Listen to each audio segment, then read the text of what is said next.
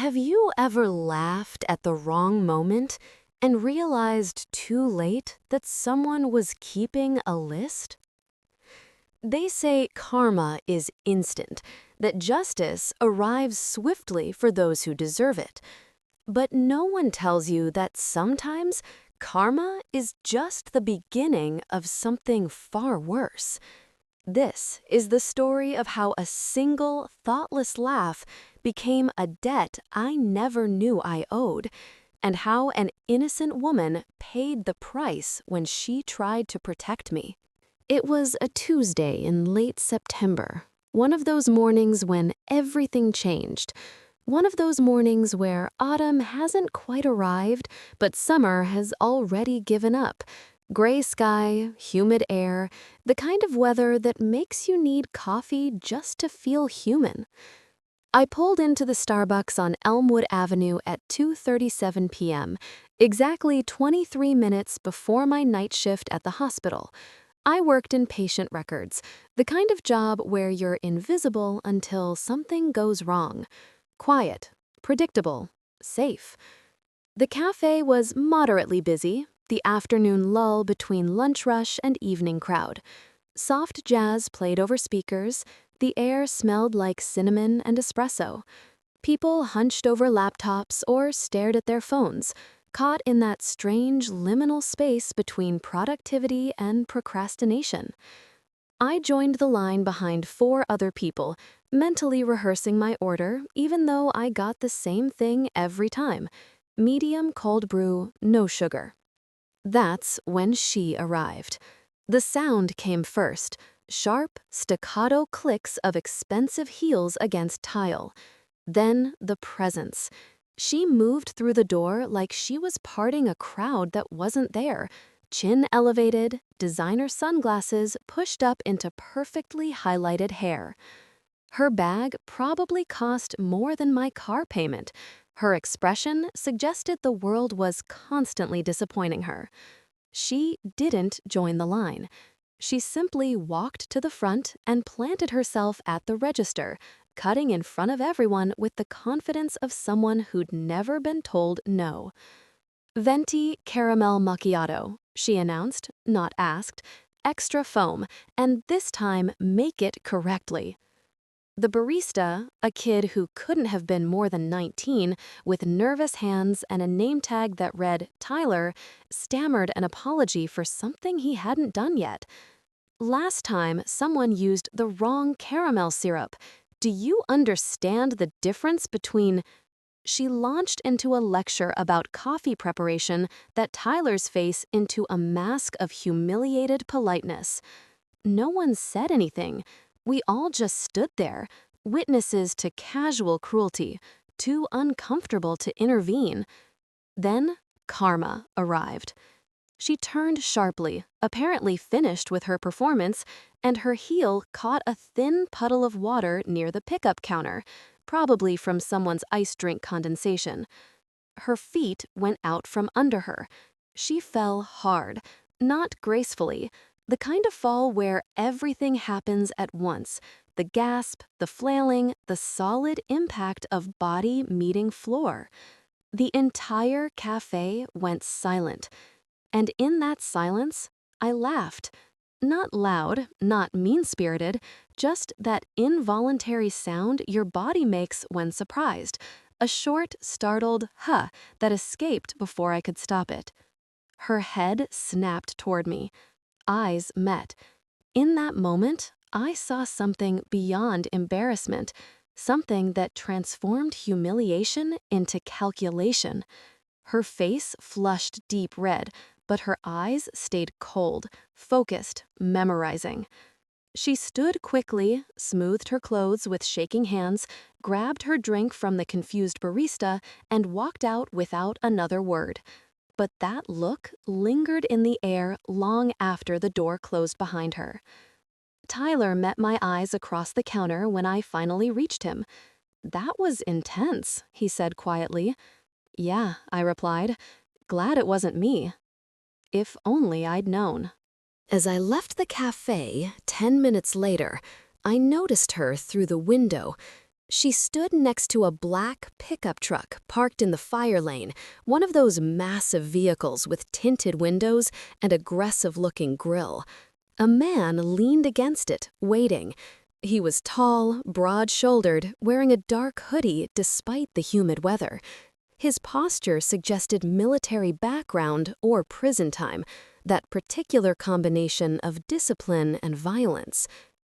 She gestured aggressively while speaking to him, her body language sharp with indignation. She pointed back toward the cafe. Toward me. The man turned his head. Through 2 panes of glass and 30 feet of distance, I felt his stare like a physical weight. His face was shadowed by the hood, but his eyes were visible, flat, emotionless, the kind of eyes that assess rather than see. He wasn't angry on his own. He was angry because she told him to be. I looked away quickly, that primitive instinct warning me not to make eye contact with predators. When I glanced back, they were both climbing into the truck. It pulled away slowly, deliberately, the engine rumbling like something alive. I told myself it was nothing, a weird moment, an uncomfortable coincidence. But my hands shook slightly as I started my car. My shift that night was routine. Patient files, insurance codes, the hypnotic rhythm of data entry. I clocked out at 11:08 p.m., exhausted in that bone-deep way that comes from staring at screens for 8 hours. The parking garage was nearly empty. My footsteps echoed off concrete as I walked to my car, a 2014 Honda Civic with 167,000 miles and a fuel gauge I'd been meaning to pay attention to. The low fuel light blinked orange as I started the engine. Plenty to get home, I told myself. The gas station is 3 blocks from my apartment. I'd made it before on fumes. I always did. The universe decided tonight would be different. My car sputtered twice on Arlington Street, coughed once on Madison, and died completely on Oakwood, a residential block where the streetlight had been out for over a week, according to the handwritten complaint signs in windows. The car coasted to a stop against the curb. Darkness pressed against the windows like something with weight. I turned my hazard lights on, locked the doors, and called roadside assistance. Estimated arrival time is 35 to 40 minutes, the automated voice informed me cheerfully. 40 minutes alone in a dead car on a dark street in a neighborhood I didn't know. I checked my phone battery, 23%. Then I noticed the house directly across the street. A porch light flickered on, and an older woman stepped outside, wrapped in a thick cardigan despite the lingering humidity. "You all right out there, honey?" she called, her voice carrying that particular warmth that reminded me of my grandmother. I rolled down my window an inch. Car died, waiting for AAA. Oh, goodness. She descended her porch steps, moving with the careful deliberation of someone whose bones remember every fall. "That's a dark spot you're stuck in. Tell you what, I'll keep watch from my window. Got my phone right here if you need anything." Her name was Margaret, she told me. Lived on this street for 37 years. Raised 3 kids in that house. Buried a husband. Knew every neighbor, every shortcut, every which street to avoid after dark. "You shouldn't have to sit here alone," she said firmly. "Not safe, not these days." Something in my chest loosened slightly. The presence of witness felt like protection. She went back inside, and I saw her silhouette appear in the front window, backlit by warm lamplight. If only kindness could shield us from what's already been set in motion. 15 minutes passed. I scrolled through my phone, trying to pretend I wasn't counting every car that drove by, every shadow that moved in my peripheral vision. Then I heard it. A low, rumbling engine. Not passing by, slowing down. I looked up. A black pickup truck rolled to a stop directly in front of my car. Headlights off, engines still running, exhaust visible in the cool night air. Every cell in my body screamed danger. The driver's door opened, and he stepped out. Same hoodie, same heavy walk, same deliberate movements. He approached my window. I hit the door lock button 3 times, even though the doors were already locked. He tapped on the glass. Not urgent, not aggressive, just slow, methodical knocks, like he had all the time in the world. "You having car trouble?" His voice was muffled but audible through the glass. Calm, almost friendly. The kind of voice that makes you doubt your own fear. "Roadside assistance is almost here," I lied, trying to keep my voice steady. "Yeah?" He leaned closer, close enough that I could see his face now. Square jaw, cold eyes, a slight smile that didn't reach anywhere else. "How long they say?" "Any minute now." "That's funny." He tested my door handle. Once. "Because I've been watching you for the past 10 minutes. Nobody's come, nobody's coming." The air left my lungs. "How did you—" "I think you know." His hand stayed on the door handle, pulling gently, testing the lock's strength.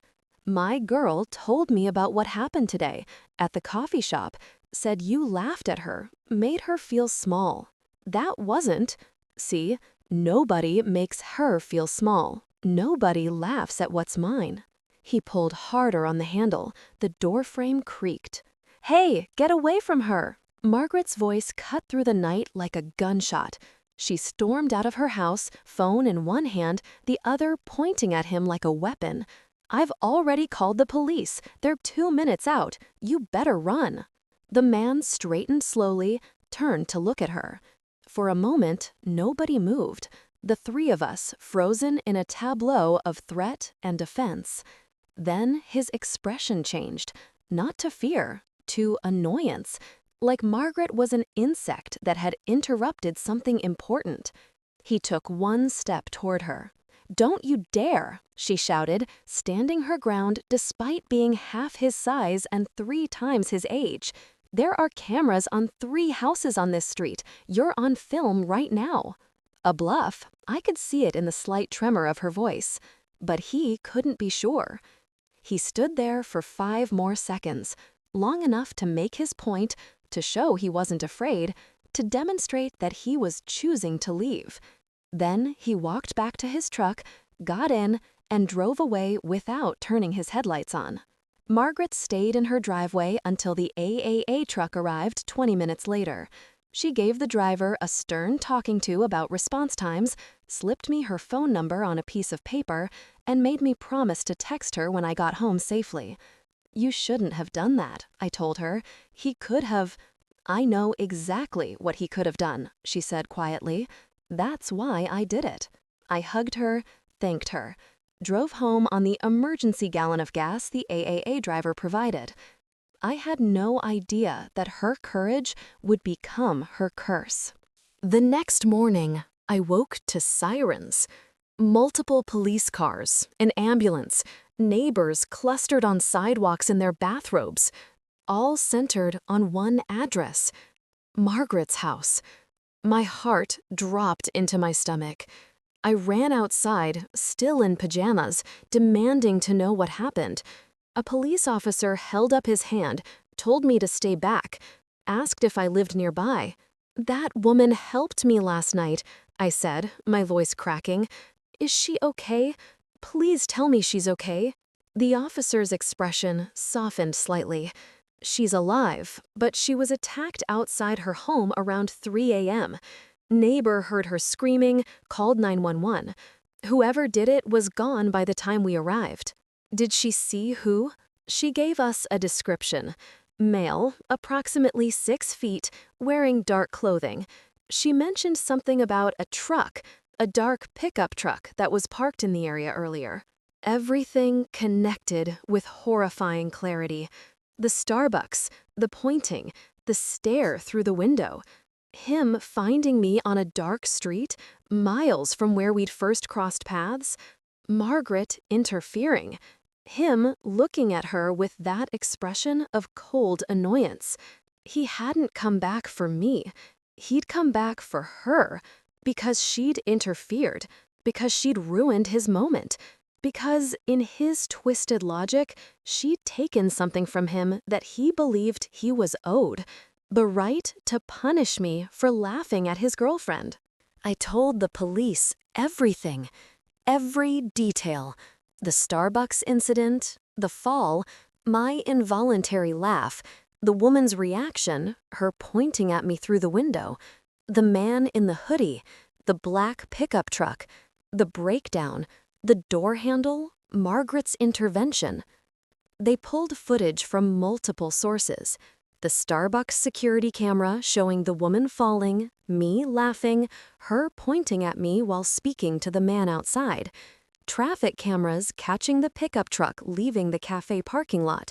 A doorbell camera 3 houses down from where I'd broken down, capturing the truck circling the block twice before approaching my car. The same truck speeding away minutes after Margaret confronted him. It took 3 days to identify them.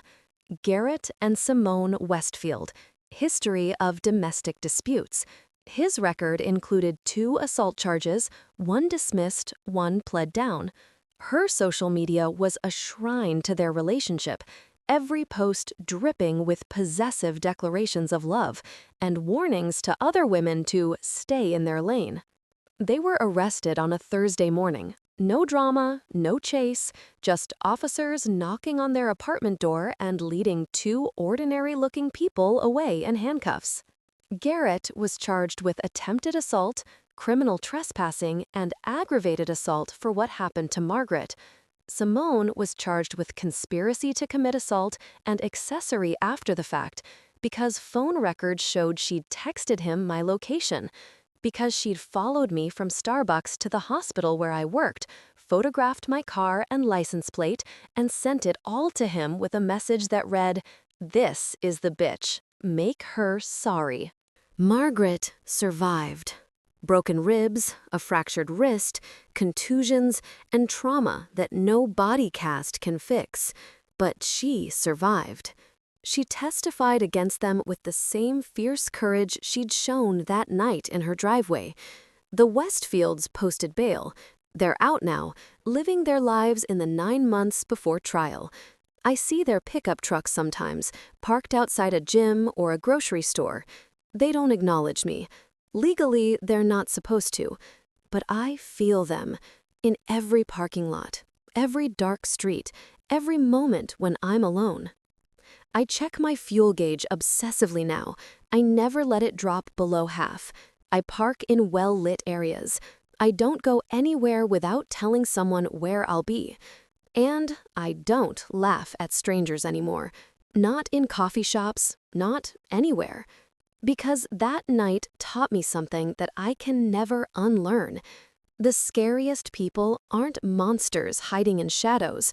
They're ordinary people in ordinary places, living ordinary lives, convinced that their feelings justify violence, that humiliation deserves punishment, that someone else's moment of weakness gives them the right to inflict pain. They walk among us. They stand in line behind us. They watch us through windows and remember our faces. And sometimes all it takes is one laugh, one tiny, thoughtless moment to put yourself on a list you never knew existed. Margaret told me something when I visited her in the hospital. Her wrist was in a cast, her face still swollen, but her eyes were clear. "Don't you dare feel guilty," she said. "You didn't do anything wrong. They did. And they would have found an excuse eventually, with you or someone else. People like that are always looking for a reason." But guilt doesn't care about logic. Because the truth is, I laughed. She pointed. He stalked. Margaret intervened. And now we're all connected by a chain of choices. Some cruel, some kind, all irreversible. So here's what I learned. And what I wish I could tell my past self. Be kind, but be aware. Help others, but watch your back. Because the world isn't always as it seems, and sometimes the person who watches you fall today is the same person who'll make sure you can't get up tomorrow. If you've ever felt watched, followed, or targeted for something as simple as a laugh or a look, you're not alone. If this story resonated with you or made you think twice about how we interact with strangers, please hit that like button and subscribe for more cinematic true stories. Share your own experiences in the comments. Have you ever witnessed karma only to have it turn into something darker? Drop a comments if you're extra careful in parking lots now. And remember, trust your instincts. Help others when you can. But never forget that kindness sometimes comes with a price, and that price isn't always yours to pay. Until next time, stay aware, stay safe, and remember that the most dangerous people often look the most ordinary, because sometimes the real horror isn't what happens in the dark, it's what people decide you deserve for a single moment in the light.